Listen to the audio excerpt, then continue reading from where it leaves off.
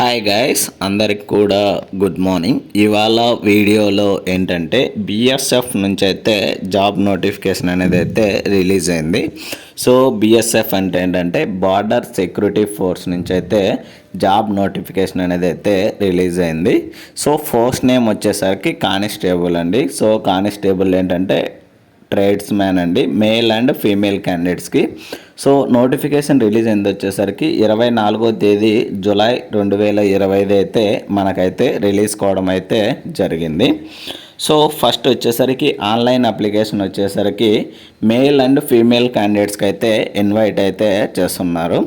So మనకి మొత్తం release అయిన జాబ్స్ వచ్చేసరికి 3588 జాబ్స్ అయితే రిలీజ్ అయితే అయ్యాయి.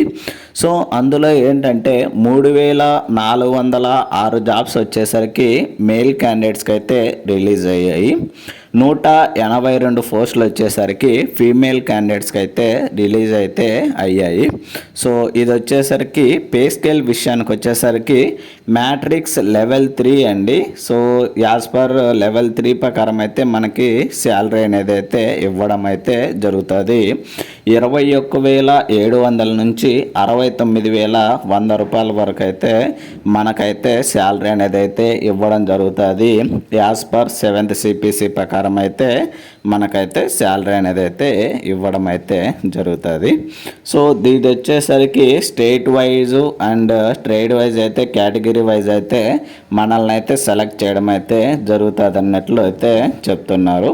సో మనమైతే దీని గురించి అయితే ఫుల్ డీటెయిల్స్ అయితే చూద్దాం గైస్. వీడియోను ఎవరైనా కానీ కొత్తగా చూస్తున్నట్లయితే please like, share and subscribe చేసుకోవడం అయితే మర్చిపోద్దండి గైస్. సో ఫస్ట్ వచ్చేసరికి బిఎస్ఎఫ్ రిక్వైర్మెంట్ చేస్తున్నది వచ్చేసరికి కానిస్టేబుల్ ట్రేడ్స్ మ్యాన్ అండి, మేల్ అండ్ ఫీమేల్ క్యాండిడేట్స్కి. ఇయర్ వచ్చేసరికి 2024 అండ్ 25 కిందకైతే ఇస్తున్నారు. సో ఫస్ట్ ఇది సెలక్షన్ ప్రొసీజర్ అనేది ఎలా ఉంటుందంటే ఫిజికల్ స్టాండర్డ్ టెస్ట్ ఉంటుంది ఫస్ట్. దాని తర్వాత ఫిజికల్ ఎఫిషియన్సీ టెస్ట్ అయితే కండక్ట్ చేయడం జరుగుతుంది. సో ఇవి రెండు సెలెక్ట్ అయిన తర్వాత రిటర్న్ ఎగ్జామ్ అయితే కండక్ట్ చేయడం అయితే జరుగుతుంది. సో ఈ రిటర్న్ ఎగ్జామ్ అనేది కంప్లీట్ అయిన తర్వాత మనకైతే డాక్యుమెంట్ వెరిఫికేషన్ అనేది జరుగుతుంది. సో ఈ డాక్యుమెంట్ వెరిఫికేషన్ తర్వాత trade test and medical examination అనేది అయితే జరుగుతుంది గైస్. సో ఇవి అయిన తర్వాత మనల్ని అయితే సెలెక్ట్ చేయడం అయితే జరుగుతుంది. సో ఏంటంటే క్యాండిడేట్ ఎవరైతే అప్లై చేస్తున్నారో వాళ్ళు వచ్చేసరికి ఓన్లీ ఒక పోస్ట్కి మాత్రమే అప్లై చేయాలన్నట్లయితే చెప్తున్నారు. మనకేంటంటే రిటర్న్ ఎగ్జామినేషన్ వచ్చేసరికి ఇంగ్లీష్లో లేదా హిందీలో అయితే ఎగ్జామ్ అయితే కండక్ట్ చేయడం అయితే జరుగుతుందని చెప్తున్నారు. అండ్ ఎగ్జామినేషన్ సెంటర్స్కి వెళ్ళేటప్పుడు ఏంటంటే మనమైతే ఐడెంటిటీ ప్రూఫ్ అయితే తీసుకొని పోవాలంట.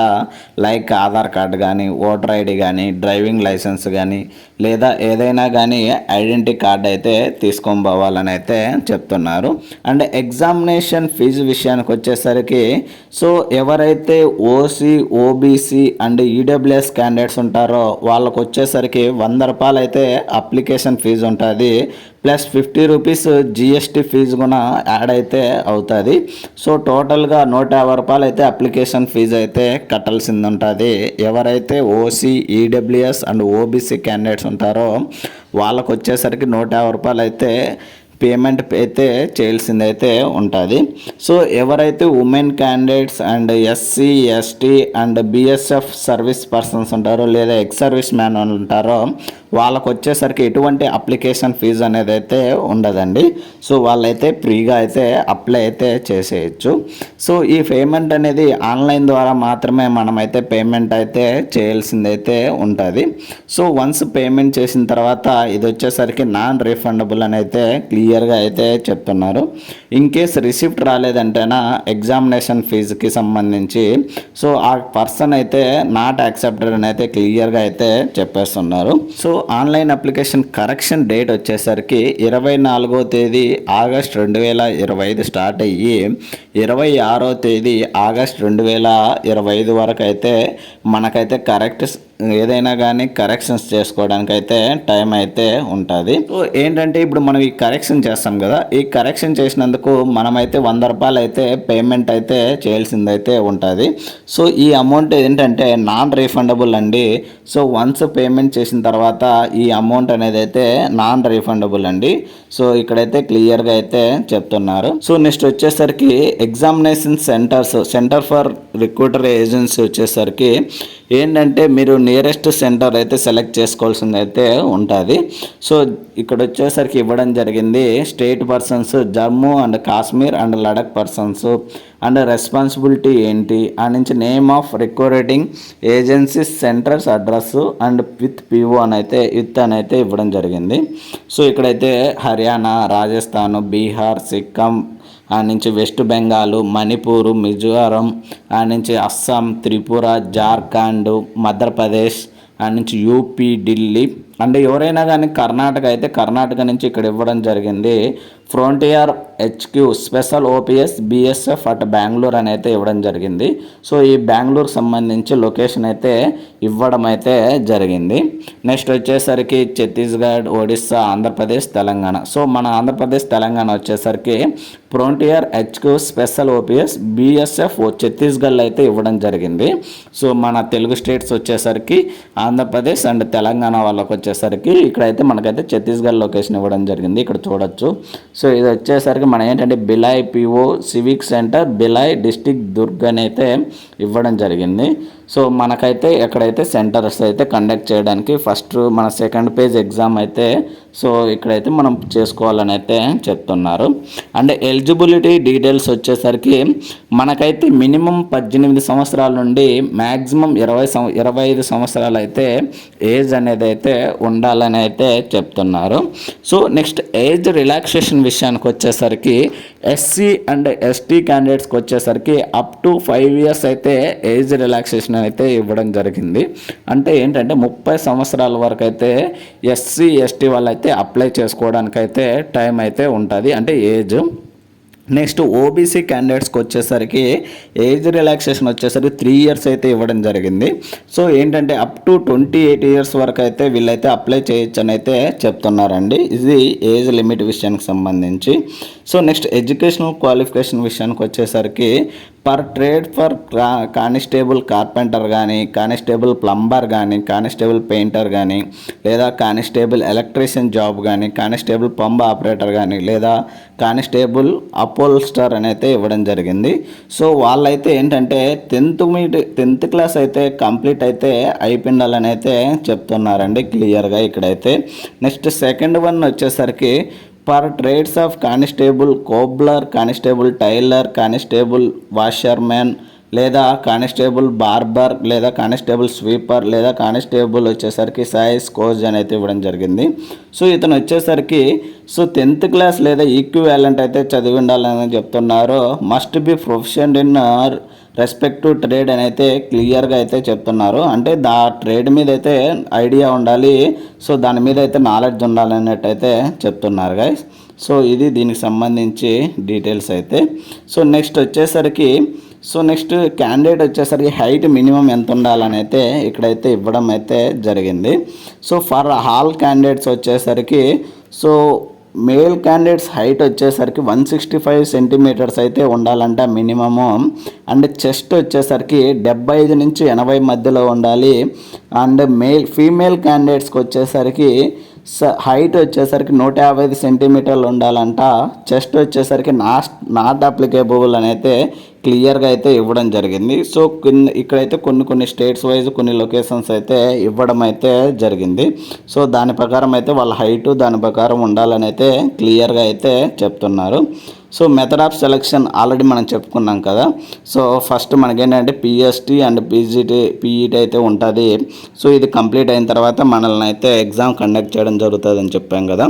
సో ఫస్ట్ వచ్చేసరికి ఇక్కడైతే మనకు ఫస్ట్ 5 kilometers రేస్ అయితే కండక్ట్ చేయడం జరుగుతుంది.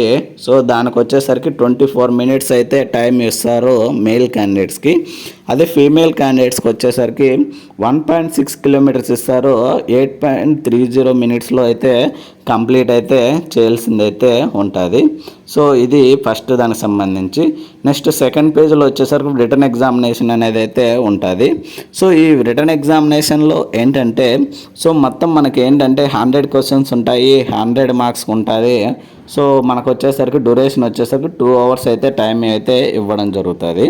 సో టాపిక్స్ వచ్చేసరికి general awareness and general knowledge నుంచి 25 క్వశ్చన్స్ ఇచ్చి 25 మార్కులకి. నెక్స్ట్ వచ్చేసరికి నాలెడ్జ్ ఆఫ్ ఎలిమెంటరీ మ్యాథమెటిక్స్ వచ్చేసరికి 25 క్వశ్చన్స్ ఇస్తారు 25 మార్కులకి. నెక్స్ట్ థర్డ్ వన్ వచ్చేసరికి analytical aptitude and ability to observe the distinguished patterns అయితే ఇవ్వడం జరిగింది. సో 25 క్వశ్చన్స్ ఇస్తాడు 25 మార్కులకి. నెక్స్ట్ నాలుగోది వచ్చేసరికి basic knowledge of candidate English are Hindi అని అయితే ఇవ్వడం జరిగింది. సో 25 క్వశ్చన్స్ ఇస్తాడు 25 మార్కులు అండి. సో ఇది రిటర్న్ ఎగ్జామినేషన్ సంబంధించి అయితే డీటెయిల్స్. అండ్ థర్డ్ పేజ్లో వచ్చేసరికి డాక్యుమెంట్ వెరిఫికేషన్ అని అయితే కండక్ట్ చేయడం అయితే జరుగుతుంది. సో అప్పుడు ఏంటంటే మీ యొక్క ఆల్ డాక్యుమెంట్స్ అయితే తీసుకొని అయితే వెళ్ళాలి. అండ్ రిజర్వేషన్ కేటగిరీస్ అయితే క్యాస్ట్ సర్టిఫికేట్ అయితే తీసుకొని పోవాల్సింది ఉంటుంది. అండ్ ఇన్కమ్ సర్టిఫికేట్ ఇవి అయితే తీసుకొని పోవాల్సింది అయితే ఉంటుంది. అండ్ ట్రేడ్ టెస్ట్ అయితే కండక్ట్ చేస్తారు. ఎవరికైతే రిక్వైర్డ్ ఉంటుందో సో వాళ్ళకు వచ్చేసరికి ఈ ట్రేడ్ టెస్ట్ అనేది అయితే కండక్ట్ చేయడం అయితే జరుగుతుంది. సో ఏంటంటే దాని మీద ఇప్పుడు ట్రైలర్ అనుకో, టైలర్లు ఏంటంటే taking measurement of persons, cutting of cloth and stitching of uniform అని అయితే చెప్తున్నారు. సో ఏంటంటే దాని ప్రకారం ఎవరికైతే అవసరమో వాళ్ళకైతే కండక్ట్ చేయడం జరుగుతుంది. సో అది కంప్లీట్ చేసిన తర్వాత మెడికల్ ఎగ్జామినేషన్ అనేది అయితే పెట్టడం అయితే జరుగుతుంది. సో ఇలా సెలక్షన్ ప్రాసెస్ అనేది అయితే చేయడం అయితే జరుగుతుంది. సో మనం ఏంటంటే ఇది ఎలా అప్లై చేయాలంటే ఆన్లైన్ ద్వారా అయితే మనమైతే అప్లై చేయాల్సింది అయితే ఉంటుంది. సో అఫిషియల్ వెబ్సైట్ వచ్చేసరికి rectt.bsf.gov.in అనే వెబ్సైట్లోకి వెళ్ళి అయితే మనమైతే అప్లై చేయాల్సిందైతే ఉంటుంది. So online application starting date వచ్చేసరికి 25వ తేదీ జూలై 2025 స్టార్ట్ అయ్యి 23వ తేదీ ఆగస్ట్ 2025కి అయితే ఎండ్ అయితే అవుతుంది. సో మనం ఏంటంటే ఆన్లైన్ అప్లికేషన్ ఎలా చేయాలంటే ఫస్ట్ ఓటీపీఆర్ క్రియేట్ చేయాలి. సో ఈ ఓటీపీఆర్ క్రియేట్ చేసిన తర్వాత ఆన్లైన్ అప్లికేషన్ని ఫిల్ చేసి పేమెంట్ అయితే చేయాల్సిందైతే ఉంటుంది. సో వన్స్ పేమెంట్ కంప్లీట్ అయిన తర్వాత మన అప్లికేషన్ అయితే కంప్లీట్ అయిపోతుంది గైస్. సో ఇలా అయితే మీరైతే ఆన్లైన్ అప్లికేషన్ అయితే కంప్లీట్ చేయాల్సిందైతే ఉంటుంది. అండ్ ఫోటోగ్రఫీ వచ్చేసరికి 30 to 100 KB మధ్యలో ఉండాలి. సిగ్నేచర్ వచ్చేసరికి 20 to 50 KB మధ్యలో అయితే ఉండాలని అయితే చెప్తున్నారు. అదే క్వాలిఫికేషన్ డాక్యుమెంట్స్ వచ్చేసరికి 30 to 100 KB మధ్యలో అయితే ఉండాలని అయితే చెప్తున్నారు. అండ్ థంబ్ ఇంప్రెషన్ వచ్చేసరికి నాట్ మోర్ దెన్ 50 అండి, అంటే 50 KB లోపు అయితే ఉండాలని అయితే చెప్తున్నారు. సో ఇది ఇమేజ్ అండ్ ఫోటోగ్రఫీకి సంబంధించి అప్లోడ్ చేసేటప్పుడు ఎంతెంత KBలో ఉండాలనేది అయితే డీటెయిల్స్ అయితే గైస్. సో ఇది ఇవాళ వీడియోలో గైస్. ఇలాంటి మరిన్ని వీడియోస్ అండ్ మరిన్ని అప్డేట్స్ కోసం అయితే please like, share and subscribe చేసుకోవడం అయితే మర్చిపోద్దండి గైస్. సో ఇంకోటి ఏంటంటే మన ఆంధ్రప్రదేశ్ స్టేట్ నుంచి ఫారెస్ట్ బీట్ ఆఫీసర్ అయితే జాబ్స్ అయితే రిలీజ్ అయ్యాయి కదా. సో వాటికి సంబంధించి ఎవ్రీ టాపిక్ వైజ్ క్వశ్చన్స్ అయితే డైలీ చెప్పబోతున్నాను, ఒక వీడియో అయితే చేస్తున్నాను. సో ఒకసారి ఎవరైనా దానికి అప్లై చేసి వాటికి సంబంధించి మెటీరియల్ కానీ లేదా క్వశ్చన్ అండ్ ఆన్సర్స్ కావాలంటే ఒకసారి వన్స్ విజిట్ చేయండి గైస్. ఇలాంటి మరిన్ని వీడియోస్ మరిన్ని అప్డేట్స్ కోసం అయితే please like, share and subscribe చేసుకోవడం అయితే మర్చిపోద్దాను గైస్. Thank you.